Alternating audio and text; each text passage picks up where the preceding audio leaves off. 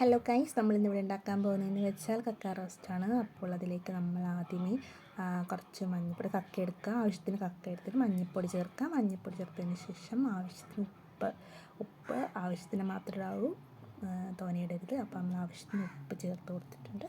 അതിലേക്ക് ആവശ്യത്തിന് വെള്ളം ഒഴിച്ചിട്ട് നല്ലതുപോലെ മിക്സ് ചെയ്ത് കൊടുക്കുക. മിക്സ് ചെയ്തിട്ട് നമുക്കൊന്ന് സെറ്റാകാൻ വേണ്ടി കുറച്ച് നേരത്തേന്ന് മാറ്റി വയ്ക്കുക. അപ്പോഴത്തേക്ക് നമുക്ക് ബാക്കി പരിപാടികൾ ചെയ്യാനുണ്ട്. അപ്പോൾ നമ്മൾ ഗ്യാസ് കത്തിച്ചിട്ട് അതിനകത്ത് പാൻ എടുത്ത് വെച്ചിട്ട് ആവശ്യത്തിന് എണ്ണ ഒഴിക്കുക. പിന്നെ ആവശ്യത്തിന് എണ്ണ അതിലേക്ക് തേങ്ങ എടുത്ത് അത് റോസ്റ്റ് ചെയ്യാൻ വയ്ക്കുക. അതിന് ശേഷം നമ്മൾ ആവശ്യത്തിന് ഉള്ളി, പച്ചമുളക്, ഇഞ്ചി, വെളുത്തുള്ളി അതൊക്കെ ചേർത്ത്, ഞാനിവിടെ പച്ചമുളകല്ല എടുത്തേക്കണത്, ഉണ്ടമുളകാണ്. കാരണം എന്ന് വെച്ചാൽ നമുക്ക് പച്ചമുളക് ഇല്ല, അപ്പോൾ ഉണ്ടമുളക് ആവശ്യത്തിന് ചേർക്കുക. തോന്നി ചേർത്ത് എരി ഭയങ്കരമായിട്ട് കൂടുതലായിരിക്കും, അപ്പോൾ നമ്മളത് അതിനനുസരിച്ച് ചേർക്കാം. അതിനുശേഷം കുറച്ച് കറിവേപ്പില ഇട്ട് നല്ലതുപോലെ മിക്സ് ചെയ്യുക. അതൊന്ന് നല്ലതുപോലെ വഴണ്ട് വരേണ്ട, കളറൊക്കെ മാറി അതൊരു ബ്രൗൺ ഷെയ്ഡായിട്ട് വരണം. ബ്രൗൺ ഷെയ്ഡായിട്ട് വരുമ്പോഴത്തേനും അത് ആവശ്യത്തിന് ഉപ്പിട്ട് ചേർക്കുക.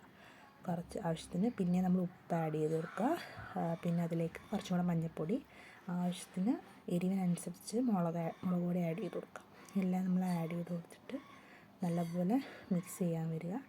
ഇതേപോലെ അതിൻ്റെ എല്ലാം പച്ചമണമൊക്കെ മാറി നല്ല ഒരു ബ്രൗൺ ഷെയ്ഡ് വരുമ്പോഴത്തേനും നമ്മളത് നല്ലതുപോലെ ഇളക്കി കൊടുക്കുക. അതിലേക്ക് നമ്മൾ നേരത്തെ സെറ്റ് ചെയ്യാൻ വെച്ചിരുന്ന കക്ക ഇട്ട് കൊടുക്കുക. കക്ക ഇട്ട് കൊടുത്തതിന് ശേഷം നമ്മൾ എത്ര കക്കയുണ്ടോ അത്രയും മൊത്തം ഇട്ട് കൊടുക്കുക. അതിന് ശേഷം നമ്മൾ നല്ലപോലെ അത് മൊത്തം ഇളക്കി കൊടുക്കുക.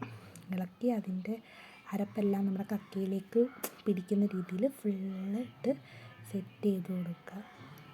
ഓക്കെ, നമ്മൾ നല്ലതുപോലെ ഇളക്കി കൊടുത്തിട്ടുണ്ട്.